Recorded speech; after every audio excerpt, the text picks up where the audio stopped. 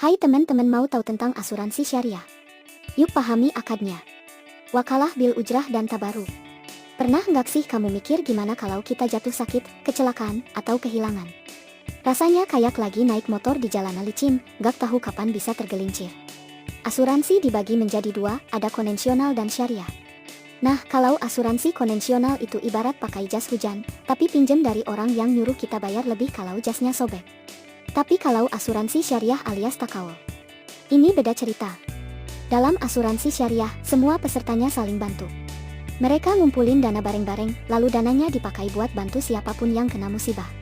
Gampangnya, ini sistem gotong royong versi modern, tapi sesuai prinsip Islam. Ada dua akad utama yang jadi ondasi asuransi syariah, tabaru dan wakalah bil ujrah. Akad tabaru itu kayak kamu nyumbang dengan niat ikhlas buat bantu orang lain.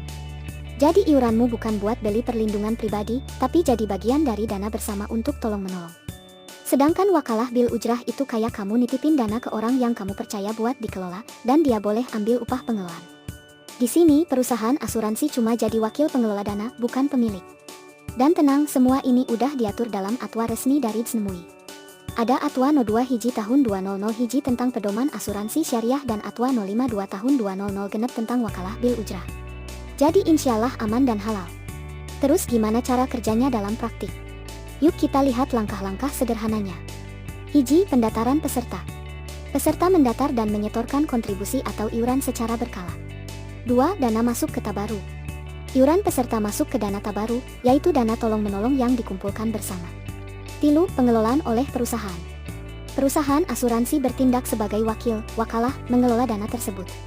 Mereka tidak mengambil keuntungan dari dana tabaru, hanya mendapatkan ujrah, biaya jasa, yang disepakati di awal. 4. Klaim terjadi. Kalau ada peserta yang terkena musibah atau mengalami risiko yang ditanggung, mereka mengajukan klaim. 5. Pembayaran santunan. Perusahaan mencairkan dana dari tabaru untuk diberikan sebagai santunan kepada peserta yang mengalami musibah. Misalnya gini, kamu ikut program takawul, setor iuran rutin, dan danamu masuk ke dana tabaru. Ketika peserta lain butuh, dana itu dipakai bantu mereka. Tapi kalau kamu yang kena musibah, kamu juga dibantu. Win-win solution, ya kan?